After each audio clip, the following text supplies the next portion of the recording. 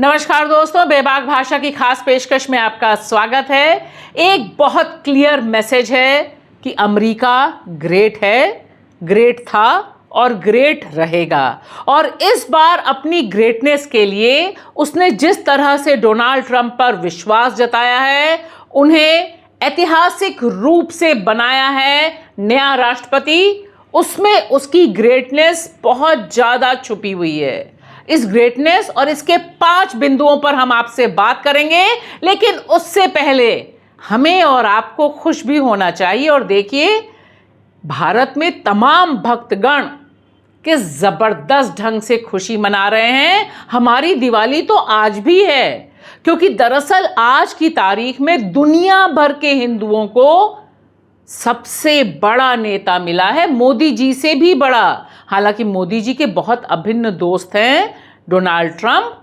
लेकिन जिस तरह से उन्होंने बांग्लादेशी हिंदुओं का कार्ड खेला और यह भी बताया कि दुनिया भर के हिंदुओं को वह रक्षा करेंगे, उसमें भक्तों का खुश होना तो बिल्कुल बनता ही है। अब खुश होते होते यह मीडिया घराना, देखिए, बेचारा भूल ही गया कि प्रधानमंत्री का पैरोडी अकाउंट है, यानी फर्जी अकाउंट है।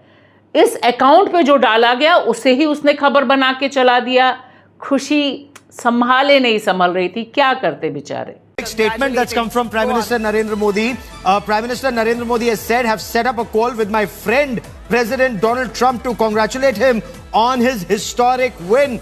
Among other things, we will discuss the current violence against Hindus in Bangladesh, Khalistani terrorism enabled by Justin Trudeau in Canada, along with the Ukraine war. That's a strong statement that comes from Prime Minister Narendra Modi. जो 5 बिंदु है उसमें पहला सबसे बड़ा Trump card है, America is great. और उसने दिल से विश्वास किया डोनाल्ड ट्रंप के इस वादे पर कि he will make America great again. और इसलिए उसने 131 साल का इतिहास तोड़ते हुए एक ऐसे शख्स को राष्ट्रपति बनाया जिसने पिछले बार जब हार हुई थी तब उस हार को पचाने के बजाय कैपिटल हिल पर ही हमला बुलवा दिया था। अनगिनत केसेस हैं, ये सारे कवर जो हैं आपको दिखाई दे रहे हैं जिसमें लिस्ट है, लेकिन इससे फर्क नहीं पड़ता अमेरिका की ग्रेटनेस पर। और यह जो अमेरिका की ग्रेटनेस है, यह बिल्कुल भारत की तरह ग्रेटनेस में मिली हुई है, क्योंकि भारत ग्रेट है, हमारे पास प्रधानमंत्री नरेंद्र मोदी हैं और उधर अमेरिका के पास डोनाल्ड ट्रंप हैं। 2 ग्रेट लीडर्स। और दूसरा सबसे बड़ा ट्रंप कार्ड जो 2024 का यह चुनाव चीख चीख कर दुनिया को बता रहा है कि अमेरिका सब कुछ बर्दाश्त कर सकता है।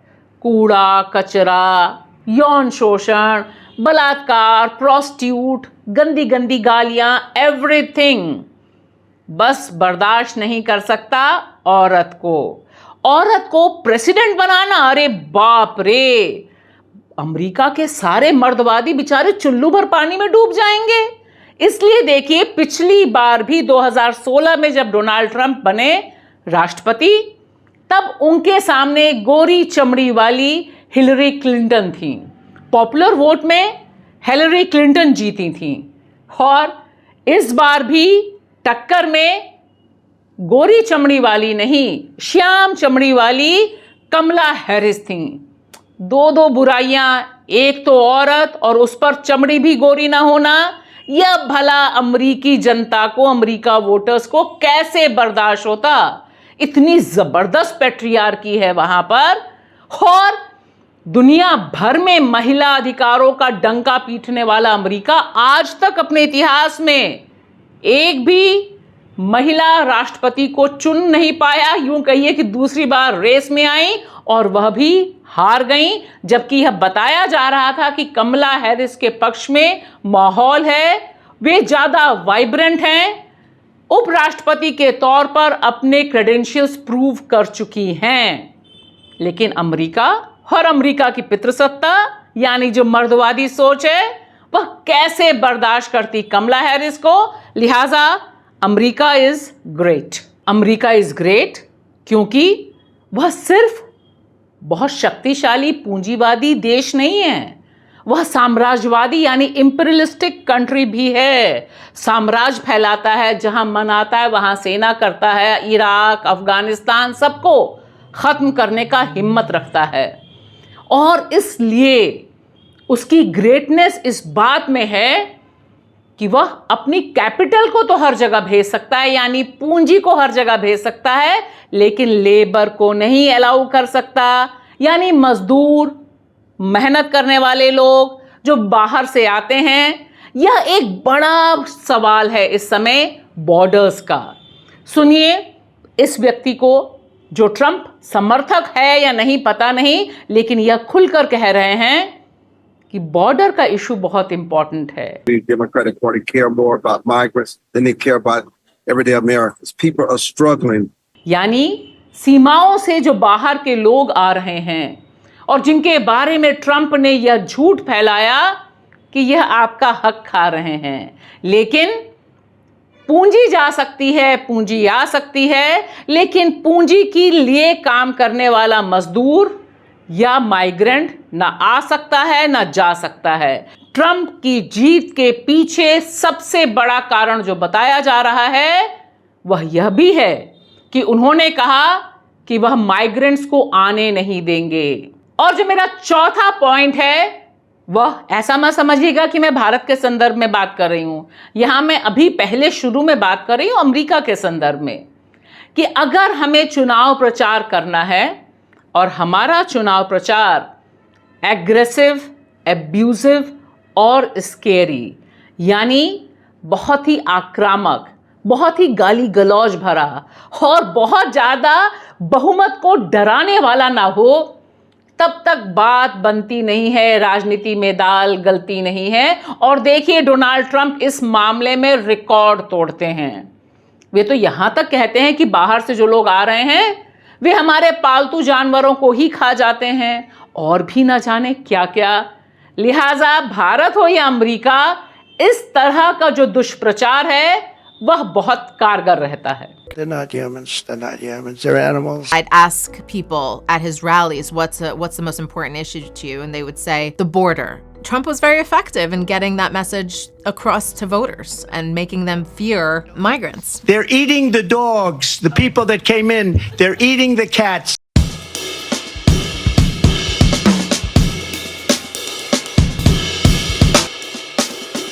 और पांचवा ट्रंप कार्ड ट्रंप जी के लिए पैसा। उनके पास सबसे ज्यादा ताकतवर व्यक्ति, सबसे ज्यादा अमीर व्यक्ति एलन मस्क बतौर चुनाव प्रचारक उपलब्ध थे। और नैतिकता की तो कोई बात ही नहीं है, क्योंकि धड़ल्ले से धन उड़ाया गया, धड़ल्ले से पैसा बांटा गया, यानी डॉलर्स बांटे गए और सब कुछ किया गया ताकि चुनाव जीता जा सके। तो आप देखिए कि यह जो हॉबनॉबिंग है अभी तक भारत में इस तरह से नहीं दिखाई देती है कि अडानी जी आ जाएं मोदी जी का प्रचार करने, वो पीछे से सपोर्ट कर देते हैं, अंबानी जी पीछे से सपोर्ट कर देते हैं। लेकिन यहां अमेरिका ग्रेट इसलिए है क्योंकि सारा खेल खुलकर होता है, नफरत भी खुलकर होती है, साजिशें भी खुलकर होती हैं और महिला विरोधी डायलॉग्स भी खुलकर खेले जाते हैं। लिहाजा बहुत ज़रूरी है बर्नी सैंडर को सुनना। बर्नी सैंडर जो लेफ्ट प्रोग्रेसिव इंटेलेक्चुअल हैं अमेरिका के, जिन्होंने डेमोक्रेट से अपना विरोध दर्ज कराया था और इंडिपेंडेंट चुनाव लड़े थे। और पहले उन्होंने कहा था why I should vote for Kamala Harris, और यहाँ उनका विरोध बहुत साफ था। उनका कहना था कि जिस तरह से जो बाइडेन की सरकार ने इजराइल का समर्थन किया है, गाजा में जो जेनोसाइड चल रहा है, फिलिस्तीन की जो लोग मारे जा रहे हैं, 25,000 से अधिक बच्चे मारे गए हैं, उन सब मुद्दों पर हम कमला हैरिस से बेटर परफॉर्मेंस की अपील करते हैं। लेकिन देखिए उनका यह वीडियो बहुत कुछ कह रहा है और सीधे सीधे सवाल हमारे सामने पेश कर रहा है यह ट्रंप की जीत से पहले का वीडियो है, लेकिन जिन 5 बिंदुओं पर हमने आपसे बात की वे सारे इसमें रिफ्लेक्ट होते हैं। Netanyahu is doing a good job and has said Biden is holding him back. He has suggested that the Gaza Strip would make excellent beachfront property for development. And it is no wonder Netanyahu prefers to have Donald Trump in office. But even more importantly, and this I promise you, after Kamala wins, we will together do everything that we can to change U.S. policy toward Netanyahu. An immediate ceasefire, the return of all hostages, a surge of massive humanitarian aid, the stopping of settler attacks on the West Bank, and the rebuilding of Gaza for the Palestinian people. If Trump wins, to be honest with you, the struggle against climate change is over. If Trump wins at a time of massive income and wealth inequality, he will demand even more tax breaks for the very richest people in our country while cutting back on programs that working families desperately need. Well, I did. And what I can tell you is that as a nation, as all of you know, we have struggled for years against impossible odds to try to overcome all forms of bigotry, whether it is racism, whether it's sexism, whether it's homophobia, whether it's xenophobia, you name it. We have tried to fight against bigotry. But that is exactly what we saw on display at that unbelievable Trump rally. It was not a question of speakers getting up there disagreeing with Kamala Harris on the issues. That wasn't the issue at all. They were attacking her simply because she was a woman and a woman of color.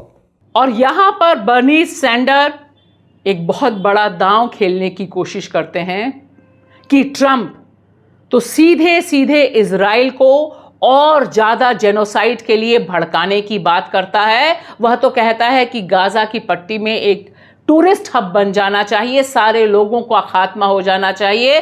कम से कम अगर कमला Harris जीतती हैं तो हम उनके ऊपर pressure डाल सकते हैं, एक डायलॉग ओपन कर सकते हैं। मुझे लगता है अमेरिका में यह जो परिणाम आया है वह बता रहा है कि किसी भी तरह का डेमोक्रेटिक डायलॉग खत्म होना आज की तारीख में अमेरिका की पूंजी और अमेरिका के वोटर्स का एक बड़ा सेक्शन इस तरह का डायलॉग नहीं चाहता। वह चाहता है इंस्टेंट जस्टिस, जहां पर बाहर से आने वाले लोगों पर रोक लगे, जहां पर क्लाइमेट चेंज जैसी इंपॉर्टेंट डिस्कशन में बिल्कुल भी पार्टिसिपेट ना किया जाए।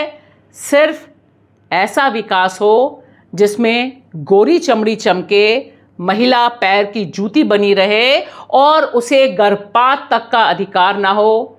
वाकई अमेरिका, यू आर ग्रेट। शुक्रिया।